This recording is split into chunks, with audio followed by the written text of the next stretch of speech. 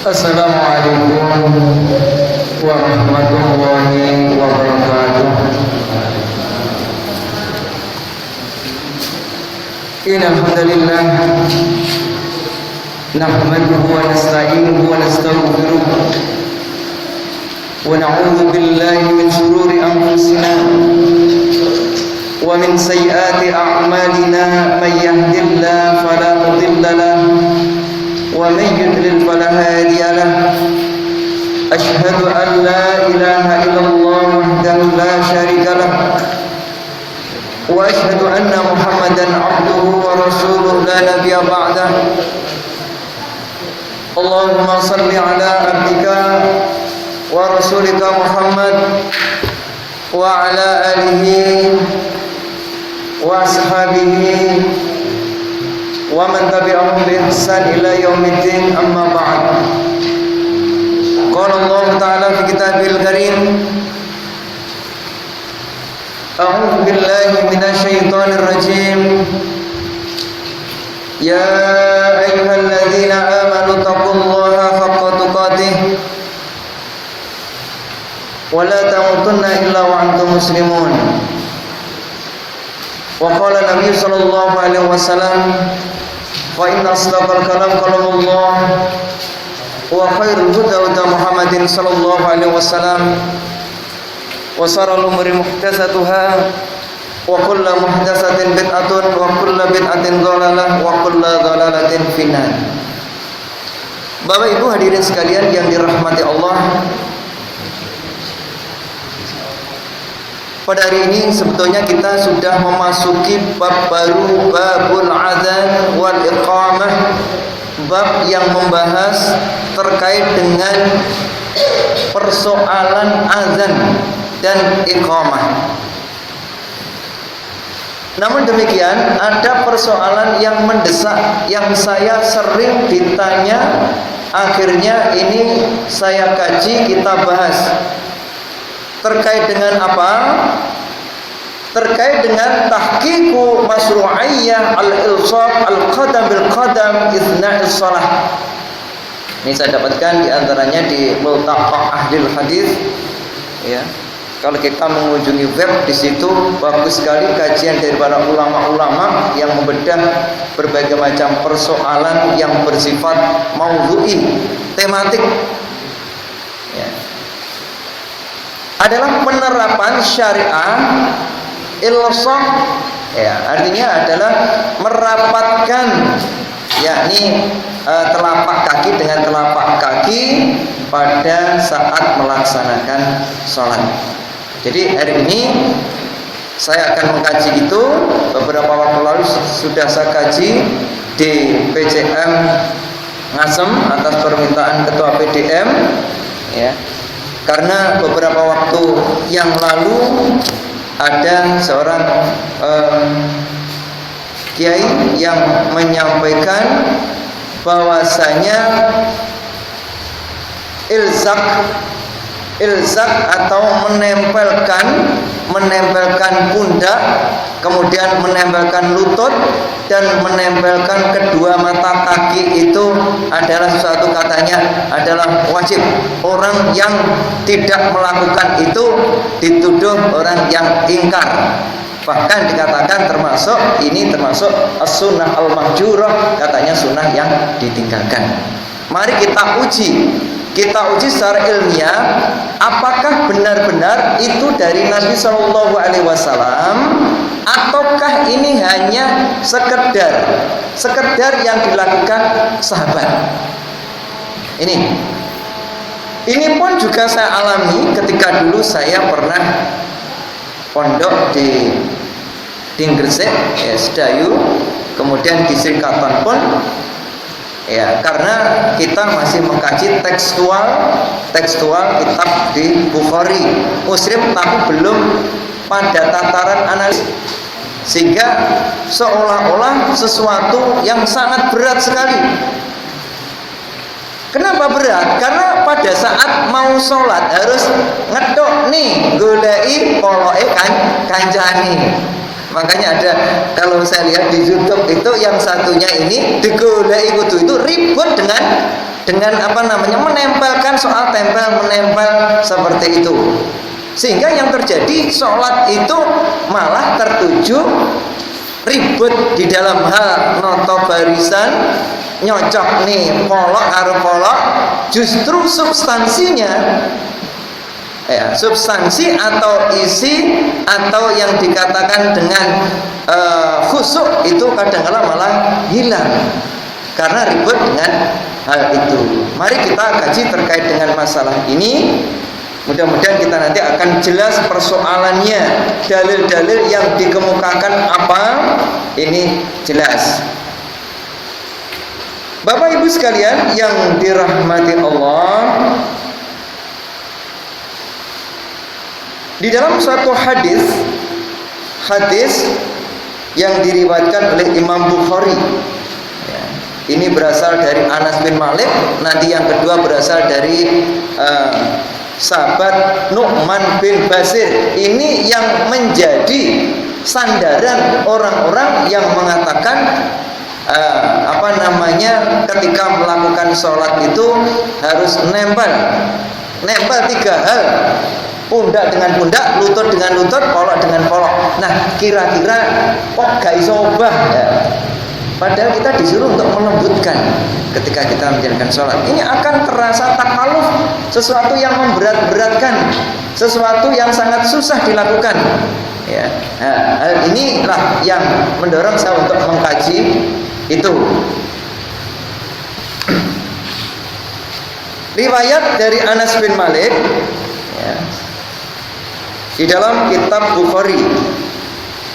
Hadatsana Amr bin Khalid qala hadatsana Zuhair an Humayd an Anas bin Malik ani Nabi sallallahu alaihi wasallam qala. Jadi ciri-ciri kalau dalam kitab Bukhari itu menggunakan hadatsana, telah menceritakan kepada kami, yakni menceritakan kepada kami Amr bin Khalid, Amr bin Khalid. Kemudian berkata Amr bin Khalid menceritakan kepada kami Zuhair mendapatkan kabar dari Humayd an Anas bin Malik, kemudian Humayd mendapatkan kabar dari Anas bin Malik. Inilah yang disebut dengan sanad, ittisalu sanad yang runtut, sanad yang bersambung. Ya, dari mulai Imam Bukhari terus hingga Anas bin Malik an Nabi sallallahu alaihi wasallam. Anas bin Malik mendapatkan kabar dari Nabi sallallahu alaihi wasallam. Aqimu sufufakum. Ya, Rasulullah SAW ketika berdiri di depan itu mengatakan aqimu sufufakum, tegakkan barisanmu, luruskan barisanmu. Itu yang dikatakan oleh Nabi Shallallahu Alaihi Wasallam. Nabi tidak pernah menyinggung-nyinggung untuk menempelkan kaki dengan kaki, dalam arti polok dengan polok. Ya, kalau kodam dengan kodam itu ada, tetapi kaitannya dengan polok memang itu sama sekali tidak ada, kecuali dari akhaduna, dari salah seorang sahabat, dan itu masih mubham itu sahabat siapa namanya tidak diketahui. Ini jadi Rasulullah SAW mengatakan ketika akan menjalankan sholat menghadap ke belakang, mengatakan aqimu sufufakum, tegakkanlah shaf kalian, luruskan shaf kamu. Ya. Fa inni arakum min wara'i dhahri, karena saya melihat kalian dari belakang pundakku. Kemudian lantas setelah itu Imam Bukhari mengatakan wa kana ahaduna, ya ini yang riwayat Anas bin Malik mengatakan wa kana ahaduna yulziku mangkibahu bi mangkibi sahibihi wa qadamahu bi qadamihi.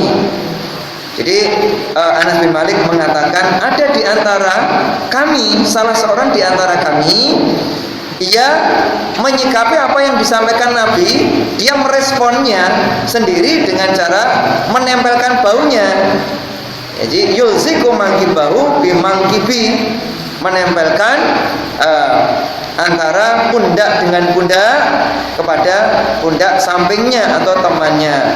Wa qadamahu bi qadamihi, dan kemudian menempelkan telapak kaki dengan telapak kaki temannya. Nah, ini di dalam kitab Sahih Bukhari pada bab merapatkan pundak dengan pundak dan telapak kaki dengan telapak kaki. Nanti bisa dilihat, dicek seperti itu ya. Jadi ini adalah hadis riwayat Imam Bukhari yang berasal dari Anas bin Malik yang menggunakan redaksi al-qadam, telapak kaki. Sehingga Imam Bukhari pun mengawali hadis dengan judul merapatkan pundak dengan pundak dan telapak kaki dengan telapak kaki. Ini melalui riwayat Anas bin Malik seperti itu. Nah, kemudian mari kita lihat nas yang kedua di dalam kitab Bukhari. Ya, dalam kitab Bukhari riwayat tersebut, wa qala Nu'man bin Bashir ra'aitu ar-rajul minna yulziku ka'bahu bi ka'bi sahibihi. Berkata Nu'man bin Bashir, ya, ra'aitu, aku melihat, ar-rajul, salah seorang, jadi seorang minna di antara kami yang dia menempelkan, yakni adalah ka'bahu bi ka'bi sahibihi. Jadi Nu'man bin Bashir itu melihat salah seorang di antara kami ada yang mereka menempelkan mata kaki dengan mata kaki, tapi bukan perintah dari Nabi. Jadi jelas ini adalah dari Nu'man bin Bashir yang melihat ada seorang di antara kami merespon dari sabda Nabi aqimus sufufakum, kemudian lantas dia nempelkan mata kaki dengan mata kaki. Nah, inilah yang dijadikan dasar diantaranya oleh Albani yang mereka memaknai kata-kata ilzak. Al-ilzak itu dimaknai dengan cara menempel pundak, menempel lutut, dan menempel dua mata kaki. Tiga hal ini. Dan ini menurut Syekh Bakar, salah satu ulama kibarul ulama di Saudi, ini tidak mungkin dilakukan, sangat takalluf, sangat menyusahkan, memberatkan. Dan ini pun nanti pendapatnya dari Nasiruddin Albani juga berbeda dengan Syekh Utsaimin. Nah, ini pengkajian-pengkajian inilah yang penting, bagaimana nanti menurut pendapat para ulama-ulama, kemudian kita bisa menyimpulkan. Nah, hadis dari Nu'man bin Bashir yang ada di Bukhari ini memang hadis mu'alaq di dalam Sahih Bukhari, yang lengkapnya adalah seperti ini agar kita mengetahui. Hadatsana Waqi', hadatsana Zakaria an Abil Qasim Al-Jadali qala abi wa hadatsana Yazid bin Harun akhbarana Zakaria an Husain bin Haris Abil Qasim, ya, dari Haris bin Abi Qasim annahu sami'a Nu'man bin Bashir, ia mendengar dari Nu'man bin Bashir. Qala, berkata Nu'man bin Bashir, ini redaksi yang asli di dalam kitab Bukhari, aqbala Rasulullah sallallahu alaihi wasallam, Rasulullah sallallahu alaihi wasallam dia menghadapkan biwajhihi, ya, menghadapkan wajahnya ala nas, atas orang-orang, atas jamaah ketika mau sholat, dia menghadap ke belakang, menghadapkan wajahnya. Faqala, kemudian dia mengatakan aqimu sufufakum salasan, dia mengatakan luruskan shaf kamu, tegakkan barisanmu. Jadi yang dikatakan Rasulullah itu adalah pelurusan, agar shaf barisan itu dibuat lurus, jangan sampai ada yang moncol ke belakang atau ke depan. Ini yang disabdakan oleh Nabi Shallallahu Alaihi Wasallam kalau kita lihat dalam hadis-hadis yang sahih yang asli seperti itu.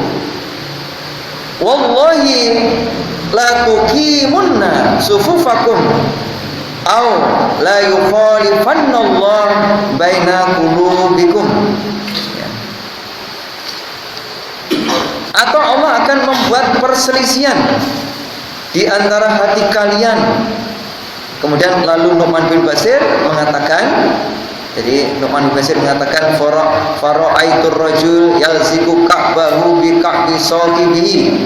Kata Nu'man bin Bashir, aku melihat seorang, ya, ar-rajul, ini enggak jelas ar-rajul yang dimaksud sahabat siapa, enggak jelas. Bahkan Anas bin Malik sendiri mengatakan, andekan ilzak dengan cara menempelkan, ini di Fathul Bari, menempelkan mata kaki dengan mata kaki, nempel seperti itu, ya, niscaya orang-orang akan lari dariku seperti larinya keledai. Sampai Anas bin Malik dengan demikian, Anas bin Malik itu tidak melakukan seperti itu, tidak nempel polok dengan polok seperti itu. Jadi saya melihat, kata Nu'man bin Bashir, saya melihat laki-laki menempelkan mata kaki, seorang laki-laki menempelkan mata kaki dengan mata kaki temannya, kemudian lutut dengan lutut, dan bau dengan bau. Nah, inilah yang dijadikan dasar oleh orang-orang untuk melakukan seperti itu. Ya, jadi kita harus tahu. Nah, ini pun juga diriwayatkan oleh Abu Dawud dalam kitab Sunannya, ya, dalam kitab Sunannya juz 1 nomor 178, Imam Ahmad bin Hambal dalam kitab Al-Musnad, ya. Kemudian juga Ad-Daruqutni dalam kitab Sunannya, Al-Baihaqi dalam kitab Sunannya. Jadi setelah Nabi memerintahkan menegakkan shaf, sahabat yang bernama Nu'man bin Bashir melihat seorang laki-laki menempelkan mata kaki dengan mata kaki, kemudian dengkul dengan dengkul, dan bau dengan bau temannya. Ini. Dah, mari kita analisis, kita kaji terkait dengan apa yang disampaikan, ya, dari salah satu orang tadi, sahabat yang mereka mengatakan seperti itu. Bagaimana komentar para ulama-ulama hadis, ya, para fuqaha ahli fikih yang membahas terkait dengan ini. Dan inilah sesungguhnya pendapat yang disampaikan oleh Syekh Imam Nasiruddin Albani, ya, Imam Nasiruddin Albani, yang mereka dengan kerasnya, memang kerasnya mengatakan bahwasanya orang yang tidak melakukan seperti itu, ilzak dengan cara bau dengan bau, kemudian dua mata kaki dengan dua mata kaki, lutut dengan lutut, dia adalah termasuk mengingkari, ya, termasuk mengingkari. Mari kita lihat pendapatnya Syekh Albani. Kemudian Syekh Abu Bakar Zaid, imam besar di Masjid Nabawi yang merupakan hayat kibarul ulama Saudi, ulama-ulama besar di Saudi Arabia. Kemudian komentar dari Syekh Utsaimin, kemudian dari Ibnu Rajab di dalam kitabnya Fathul Bari. Jadi kalau disebut Fathul Bari itu ada dua. Satu yang ditulis oleh Al-Hafidz Ibnu Hajar Asqalani, sarah kitab Bukhari. Yang kedua sarah kitab Bukhari Fathul Bari yang ditulis oleh Ibnu Rajab. Ya, ini kalau Ibnu Rajab itu mazhab Hambali, kalau Al-Hafidz Ibnu Hajar Asqalani itu bermadzhab Syafi'i. Nah, ini akan kita mengetahuinya, ya. Ini mari kita kaji terkait dengan masalah itu, tentang komentar pendapat para ulama, sehingga kita semakin jelas tercerahkan dengan masalah ini. Syekh Nasiruddin Albani di dalam kitabnya Silsilah Al-Hadisus Shahihah, ya, di juz 6 kemudian nomor 77, ya, dikatakan waqad antara ba'dal katibin fil asl hadir hadal ilzaku, ya, wa za'ama annahu hay'ah zaidah 'alal warid fiha ighalu fit tatbiq sunnah, wa za'ama anal murad bil ilzam al hasu ala shaddil qalal la haqiqatal al ilzam wa ada ta'til lil ahkamil amaliyah yushabbihu tamaman ta'til sifatil al ilahiyah bal hada aswa'u minhu, ya, dikatakan. Nah, sebagian penulis, kata Albani, sebagian penulis zaman ini mengingkari adanya ilzak. Ilzak menurut pendapatnya Albani menempelkan mata kaki dengan mata kaki, kemudian lutut dengan lutut, bau dengan bau. Hal ini bisa dikatakan menjauhkan dari menerapkan sunnah. Jadi orang yang tidak melakukan itu berarti dia telah meninggalkan as-sunnah al-mahjurah. Ini sunnah yang ditinggalkan. Ini menurut pendapatnya Albani. Nah, dia menyangka bahwa yang dimaksud dengan ilzak itu hanya sekedar anjuran untuk merapatkan barisan saja. Jadi Albani mengatakan banyak orang yang mengatakan al-khatib, penulis-penulis itu yang dimaksud ilzak itu hanya sekedar perintah untuk merapatkan saja. Itu dikatakan oleh Albani, hal tersebut merupakan tahtil pengingkaran terhadap hukum-hukum yang bersifat alamiah. Ya, ini. Jadi yang jelas Albani ini mengatakan hal yang demikian itu adalah tidak tepat. Ini pendapatnya Albani yang saya sampaikan biar kita tahu bisa menilai. Dan Albani secara tegas memandang bahwa yang dimaksud ilzak dalam hadis itu benar-benar nempel. Artinya apa? Kaki sama kaki, artinya mata kaki sama mata kaki, kemudian lutut dengan lutut, kemudian bau dengan bau. Makanya kalau kita lihat ada anak muda yang mungkin setelah mendapatkan kajian ya didoktrin oleh sang ustadznya, yang pada masa itu saya pun juga mengalami, itulah yang disebut saya katakan masa-masa puber. Artinya begini, puber di dalam beragama semangatnya oke, luar biasa, wis pokoknya dindi wis anu, dan pengennya bagus melaksanakan sunnah. Tetapi kadangkala pemahaman itu masih pemahaman yang masih apa ya, yang pemahamannya masih ya yang sedikit lah. Apalagi kalau di doktrin sudah ada doktrin, hasil kajian yang matang belum sampai itu, kalau melihat semangatnya adalah bagus ya, ini. Nah inilah yang dikatakan oleh Albani tadi, bahwa ilzak itu seperti itu. Orang yang tidak seperti itu adalah dia mengingkari sifat, ya, mengingkari sifat atau taktil, pengingkaran dalam sifat ilahiyah. Ini menurut Albani. Jadi sangat pedas sekali Albani menegaskan, ya, orang yang tidak melakukan itu sama dengan dia telah meninggalkan sunnah mahjurah. Jadi begitu mudahnya menyampaikan kepada orang yang tidak sependapat itu telah meninggalkan sunnah. Nah ini. Nah kemudian mari kita lihat pendapatnya Syekh Bakar Abu Zaid. Ini adalah Imam Masjid An-Nabawi, merupakan anggota Hayat Kibarul Ulama Saudi Arabia, ya.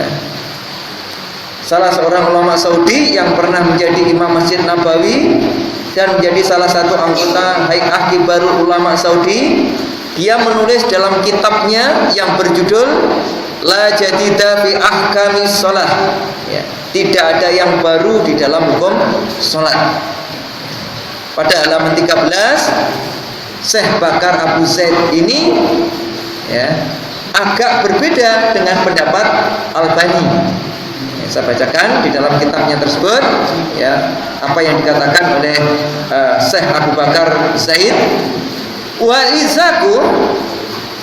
ilzakul katifi bil katif fi kulli qiyam, ya, artinya ilzak, menempelkan bau dengan bau pada tiap-tiap berdiri di dalam menjalankan sholat. Takallufu tohir adalah merupakan takaluf, sesuatu yang memberat-beratkan. Jadi adalah sesuatu yang memberat-beratkan. Wal izaku rubbatan, ya, wa ilzaku rubbati bi rubbati, dan menempelkan lutut dengan lutut mustahilun adalah sesuatu yang mustahil. Jadi Syekh Abu Bakar mengatakan kalau menempelkan bau dengan bau ini adalah sesuatu yang takalluf, memberat-beratkan. Kemudian menempelkan lutut dengan lutut itu adalah mustahilun, mustahil. Wa ilzakul kabi, dan menempelkan mata kaki bil kabi min ta'adur ada sesuatu yang sukar, wa takalluf, dan sesuatu yang memberat-beratkan. Ini padahal ulama besar. Ini adalah ulama kibarul ulama, anggota kibarul ulama, ulama-ulama besar di Saudi Arabia. Dia adalah imam pernah menjadi imam di Masjidil Nabawi. Dia mengatakan seperti itu. Kemudian Abu Zaid, ya, Syekh ini mengatakan, ya, di dalam kitabnya tadi melanjutkan, wa hadza fahmu sahabi, inilah yang difahami oleh para sahabat, ya, radhiyallahu anhu fi taswiyah. Jadi ini yang difahami oleh para sahabat dalam taswiyah shaf, yakni adalah apa? Al istiqomah wasadal al halal. Jadi istiqomah, kemudian menutup sela-sela. Menutup sela-sela artinya juga rapat, hanya sekedar mungkin telapak kaki dengan telapak kaki, ya, mepet, rapat, tidak sampai terlalu berat. Misalkan harus nyocok nih kedua mata kaki. Ya, jadi yang dikatakan Syekh Bakar itu hanya menutup sela-sela, jangan sampai setan masuk ke dalam sela-sela tersebut. Ya, la ilzaqa wal ilsah al manakib wal ka'ab, ya, bukan menempelkan bahu dan mata kaki. Artinya bukan seperti itu. Jadi yang diinginkan adalah lurus kemudian rapat, sebagaimana yang disabdakan oleh Nabi tadi. Kemudian fatahara anal murad, maka jelas maksud yang sebenarnya ini adalah al-hathu ala syaddil khalal, yakni adalah anjuran untuk menutup sela-sela, wal istiqomah shaf, dan istiqomah perbuatan yang dilakukan terus-menerus, ya, meluruskan shaf, ya, ini. Jadi la haqiqatan izak, tidak tidak sesuai atau bukan maksudnya ilzak ini adalah dengan cara benar-benar menempel.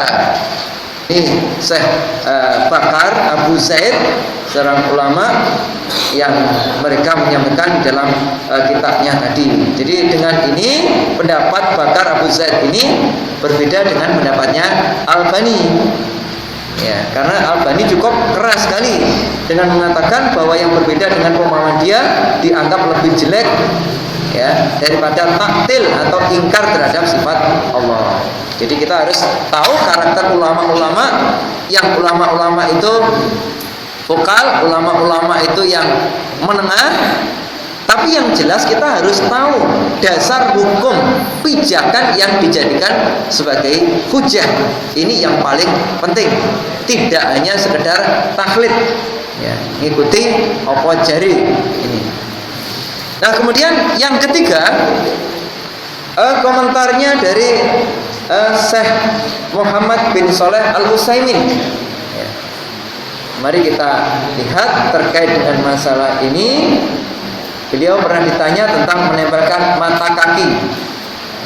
Beliau pun menjawab saat itu dengan jawaban yang agak berseberangan dengan pendapatnya Al-Bani. Ya. Dikatakan anna kulla wahidin minhum, ya, yalsuqu ka'bahu bi ka'bi jarihi li tahqiq, ya, li tahaqquk al-muhadah wa tasbih as-saf fa huwa laisa maqsudan li dzatihi, lakinnahu maqsudan li ghairihi kama dzakara ba'du ahli ilmi. Wa li hadza idza tamat as-sufuf wa qama an-nas yang bagi li kulli wahidin ayal suqa ka'bahu bi ka'bi sahibahu li tahaqquk al-musawwah wa laysa makna dzalika ayulazima hadal al-ilsah wa yabaki mulaziman lahu fi jami'is shalah. Artinya di dalam fatwanya, ya, fatwanya Arkan, di situ dijelaskan bahwa setiap masing-masing jamaah hendaklah Albani, saya mengatakan hendaklah ia merapatkan mata kaki dengan jamaah sampingnya agar shaf benar-benar lurus. Tapi kata Syekh Utsaimin, tapi menempelkan mata kaki itu bukan tujuan inti. Jadi bukan tujuan inti tapi ada tujuan lain. Tujuan lainnya maksudnya adalah hanya ben lurus. Maksud daripada Syekh Utsaimin tadi mengatakan itu. Jadi hakikatnya bukan menempelkan, tapi tujuannya adalah ben lurus. Dan itu tidak dilakukan terus ketika pada rakaat-rakaat berikutnya. Yang penting sudah lurus, tertata, rapat, sudah, tidak perlu mencocokkan seperti itu. Jadi ini lebih luas lagi daripada Albani tadi. Kemudian komentar Ibnu Rajab Al-Hambali dalam kitabnya Fathul Bari, ya. Hadisu Anas hada yadulu ala anna tasfiyatas sufuf mukhadatul manakib, ya, wal aqdam. Ya, ini dalam kitab Fathul Bari. Hadis Anas ini menunjukkan bahwa yang dimaksud meluruskan shaf adalah lurusnya baunya lurus dan telapak kaki juga lurus. Makanya kalau ada masjid yang diberikan garis, itu juga boleh. Karena tujuannya adalah untuk untuk agar shaf barisan itu lurus. Jadi alat itu menjadi sarana lurusnya ini. Kalau tidak menggunakan alat garis seperti itu, ternyata tidak menggunakan itu jauh dari lurus, maksudnya posisi bengkak-bengkok dan sulit diatur, maka menggunakan shaf dengan garis itu adalah sesuatu yang bisa jadi wajib ketika tidak sampainya tujuan. Tidak sampainya tujuan artinya tujuan lurus kok ternyata bengkok, maka menggunakan sarana itu juga dihukumi wajib. Dan ini bisa dijadikan sebagai sutrah juga. Makanya saya melihat ketika masjid tidak ada seperti itu, yang terjadi saya lihat begini. Mereka mengatakan, loh masjidnya Nabi kan nggak ada. Iya, masjid Nabi dulu kan pasir nggak ada, menggunakan pasir. Kemudian kalau atapnya juga beratapkan daun kurma. Nah, kalau kita ingin seperti itu secara tekstual, ya pindah aja, untuk atapnya ganti daun kurma. Kemudian alasnya yang kita menggunakan wedi atau pasir. Sesungguhnya bukan itu yang dikehendaki. Apapun bentuk masjid itu silahkan, yang penting bisa digunakan untuk ibadah, nyaman, dan tidak terdapat larangan misalkan ada kuburannya dan seterusnya, ya. Ini hal-hal yang harus kita pahami ini. Jadi ini yang komentar dari Ibnu Rajab Al-Hambali, bahwa yang dimaksud dengan meluruskan shaf itu adalah lurusnya bau dengan bau, telapak kaki dengan telapak kaki. Ini adalah Ibnu Rajab yang terkenal sekali, ya, di antara yang menulis Fathul Bari, syarah daripada kitab Bukhari, ya, ini. Kemudian yang kelima, komentarnya daripada Ibnu Hajar Asqalani, ya, yang bermadzhab Syafi'i. Ini al-murad bidzalika al-mubalaghah fi ta'zim as-shaf, ya, wasada khalalih, ya. Jadi maksud ilzak adalah dia itu bersungguh-sungguh melebih-lebihkan dalam meluruskan shaf dan menutup celah.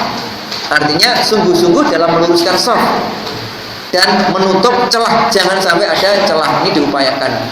Yang jadi kendala kadang-kala di tempat-tempat lain yang membawa sajadah itu kemudian tinggi dewe sing liyane gak oleh nempati ini, atau pengen nempati sungkan. Ya, ini harus diberi pemahaman, harus memberikan izin. Lek gawa sajadah gede, ya monggo silahkan, boleh, tapi beri kesempatan kepada sampingnya itu untuk bisa menempati, sehingga nanti akan terlaksana lurus, ya, menutup celah-celah. Juga ada lagi anak-anak muda yang saya lihat itu kalau sholat kakinya itu terlalu lebar. Jadi Allah itu menciptakan postur tubuh itu, saya kira kok sudah sama ya, antara bahu dengan bahu, kemudian dengan kaki. Apabila itu lurus ya, kira-kira kok bisa rapat antara telapak kaki dengan telapak kaki, kemudian ini dengan ini bisa bisa lurus ya, telapak kaki bisa lurus. Ini yang saya kira yang penting ya, jangan sampai kaki terlalu melebar ya ini.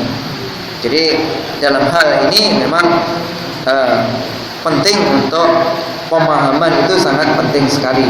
Nah, itulah 5 ulama-ulama yang mengomentari terkait dengan masalah al-ilsaq, hal yang menempel atau merapatkan tadi. Nah, Bapak Ibu sekalian yang dirahmati Allah, nah sekarang mari kita lanjutkan dengan nalar dan penelitian. Yang pertanyaannya, apakah menempelkan mata kaki itu sunnah Nabi atau bukan? Dalam arti, apakah hal itu merupakan contoh langsung dari Nabi atau bentuk perintah yang secara nas beliau menyebutkan harus luruskan ya, kalau tidak nanti masuk neraka. Luruskan 2 mata kaki dengan 2 mata kaki ya. Apakah seperti itu? Apakah dari Nabi atau bukan? Nah, yang pertama, bahwa menempelkan mata kaki dalam shop bukan tindakan atau anjuran Nabi Shallallahu Alaihi Wasallam. Nah, bukankah hadisnya jelas sahih? Nah, ada orang yang mengatakan, loh, hadisnya itu kan sahih.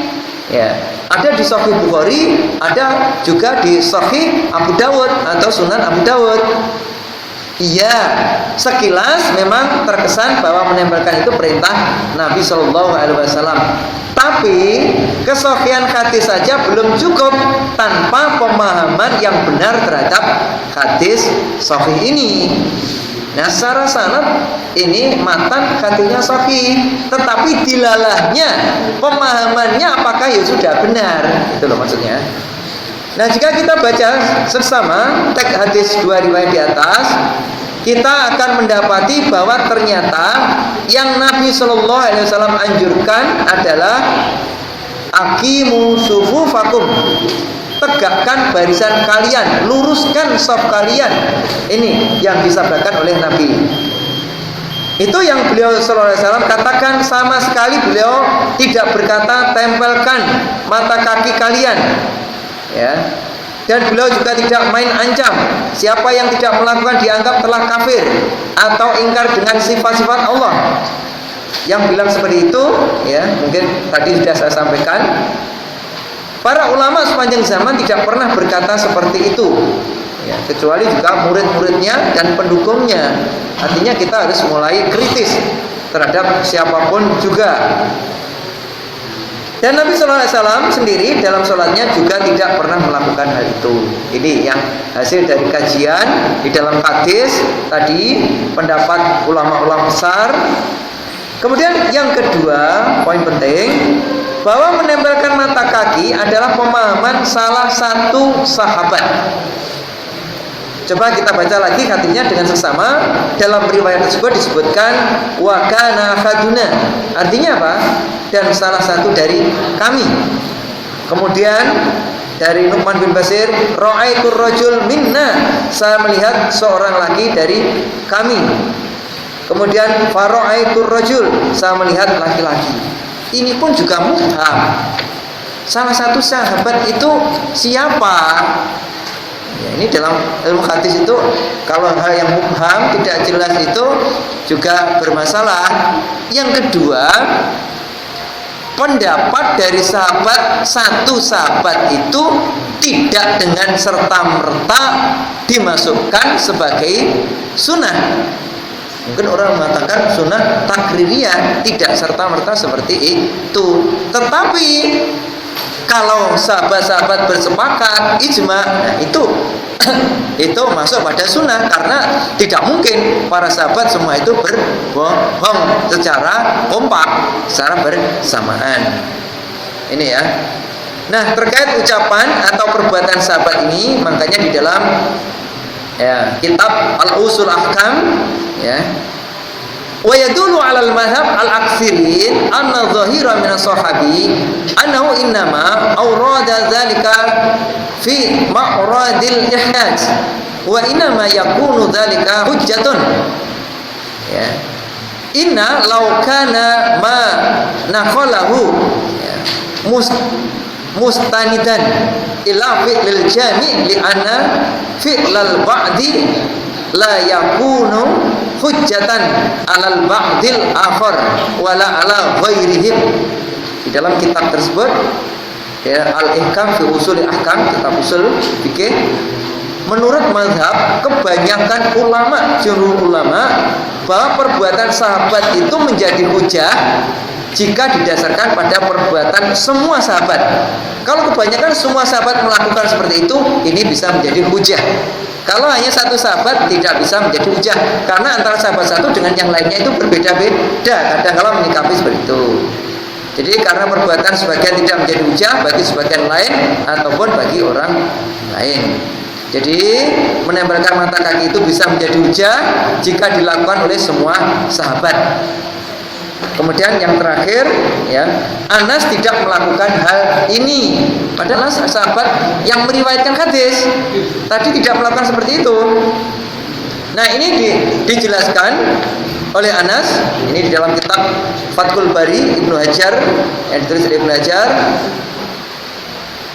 Riwayat Anas bin Malik, wa zada Ma'mar fi riwayatihi walau fa'altu dzalika bi ahadihim al-yawm la nafaraka annahu bi ghulli shumum.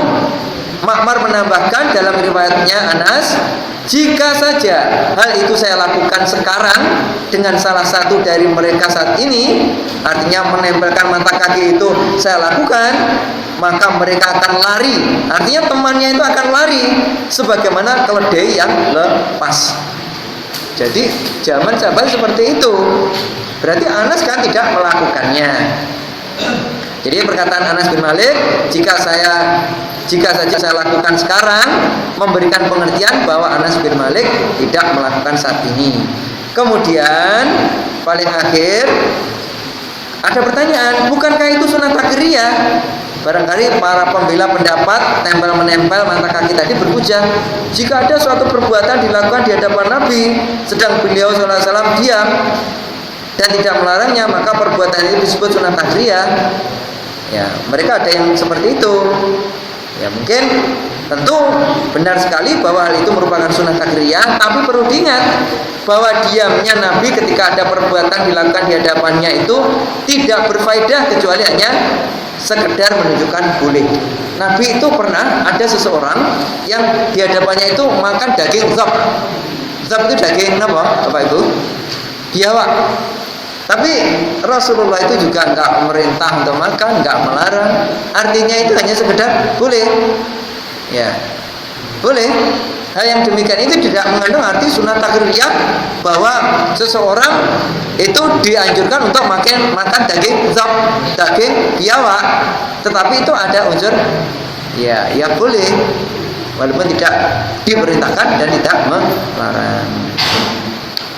Bapak Ibu sekalian yang dirahmati Allah, jadi kesimpulannya bahwa pertama yang mengatakan harus menempel ini adalah pendapatnya Imam Nasiruddin Al-Albani, juga mungkin dengan orang-orang sekarang yang mereka ngefan dengan Al-Albani. Kita bukan berarti saya dulu sangat senang kajian-kajian Albani, tapi makin lama harus juga main kritis. Ternyata celah-celah itu di hadis A mengatakan sahih, tapi di tulisan kitab yang lain dia mengatakan juga ini adalah sesuatu yang dhaif. Sehingga hal ini kan konsistensinya harus penting untuk kita ketahui. Jadi sing bener sing ndi, ya, kita harus mulai kritis. Apalagi di era sekarang itu menguji suatu hadis itu dengan digital sekarang bisa.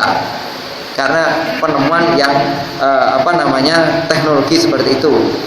Kemudian yang kedua, yang mengatakan bahwa menempelkan mata kaki itu bukan tujuan utama dan tidak harus, tujuan intinya adalah meluruskan shaf. Ini adalah pendapat ulama-ulama rata-rata seperti itu, termasuk Utsaimin tadi. Jikapun menempelkan mata kaki itu dilakukan sebelum sholat, tidak terus-menerus dalam sholat. Ya, ini tadi sebagaimana pendapat Utsaimin yang dikuatkan pendapat Bakar Abu Zaid Ya, jadi itu tujuannya itu yang jelas itu meluruskan shaf agar bahu dan bahu itu lurus, tidak depan belakang lurus, kemudian menutup sela-sela. Ini jangan sampai ada tempat yang kotong. Ini yang dimaksud di dalam hadis ini, yang penting harus kita tahu. Demikian saya kira yang kita sampaikan. Mungkin 2 menit 3 menit kalau ada yang ingin menyampaikan pertanyaan atau memberikan sharingnya, monggo kalau ada. Cukup ya? Kira jelas? Oke. Kesimpulannya Pak ya, untuk meluruskan shaf dan merapatkan shaf itu bagaimana? Kesimpulannya yang dimanakan sebagaimana hadis tadi adalah lurus, posisi lurus, kemudian merapat telapak kaki. Artinya tidak sampai begitu berat takaluf. Nah sekarang ada takaluf itu maksudnya orang yang mencari pola dengan pola, dengan dasar itu sunnah Nabi, padahal itu bukan sunnah Nabi. Hanya Ahaduna, salah seorang sahabat, dan ini tidak bisa menjadikan hujah. Jadi yang jelas Rasulullah mengatakan aqimu sufufakum, ya, tegakkan barisanmu, luruskan. Seperti itu di dalam hadis. Jadi imam sebelum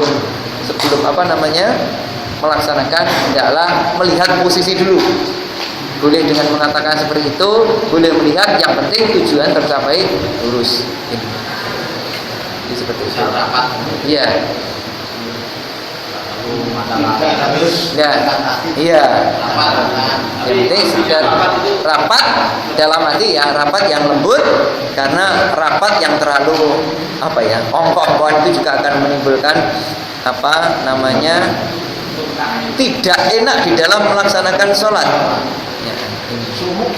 Ya ini. Jadi ternyata kalau kita kaji itu luwes, Nabi itu tidak seperti mungkin yang pendapat-pendapat yang kadang-kala ya seperti itu yang keras. Kira ini ya. Kira nggih. Kita melihat di masjid kampung atau kampung itu imamnya sudah mengatakan rapat, tapi ternyata ada jarak itu bagaimana? Ya diingatkan, imam mengingatkan, selama imam sudah mengingatkan terjadi seperti itu kan, ya sudah, bukan kesalahan imam. Makanya jamaahnya diingatkan pada waktu kajian-kajian, ya, misalkan membahas masalah taswiyatus sufuf, ya, di dalam melakukan jamaah hendaklah ditata seperti itu, ya. Jangan memberikan satu celah-celah untuk masuknya mungkin setan. Nah, ini harus diterangkan. Insya Allah lama-lama nanti akan mengerti. Saya kira ini ya. Pada waktu kita merapatkan itu posisi kaki itu ada yang memerintahkan untuk kiblat. Ini apa kan kita sering-sering itu kakinya itu ini untuk ke sana yang ke sana. Oh, kakinya seperti itu ya Pak. Ya. Yang kita arahkan itu wajahnya itu ketika seluruh tubuh itu diupayakan menghadapkan ke arah kiblat. Kalau ke arah kiblat itu kan ya berarti harus seperti ini ya. Iya. Bukan seperti seperti ini ya. Sehingga ini ya. Kira-kira yang manut yang betul itu yang berarti menghadapkan ujungnya ini lurus ke arah.